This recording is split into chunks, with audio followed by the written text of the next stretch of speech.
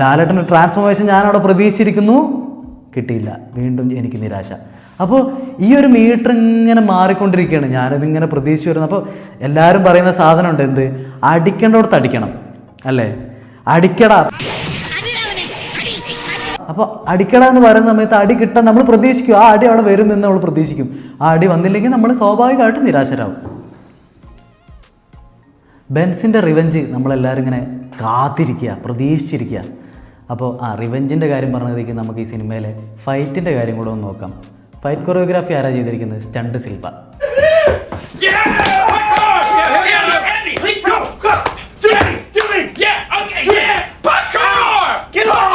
അപ്പോൾ അദ്ദേഹത്തിൻ്റെ അതിന് മുമ്പുള്ള സിനിമകളുടെ ഫൈറ്റും കാര്യങ്ങളൊക്കെ നമുക്ക് വേണമെങ്കിൽ ഒന്ന് അനലൈസ് ചെയ്ത് നോക്കാവുന്നതാണ് ഈ വീഡിയോ കാണുന്ന സമയത്ത്. അപ്പോൾ അതിലേക്ക് ഞാൻ കൂടുതൽ കിടക്കുന്നില്ല, നമുക്ക് തുടരും എന്നുള്ള സിനിമയിൽ മാത്രം എടുത്തു നോക്കാം.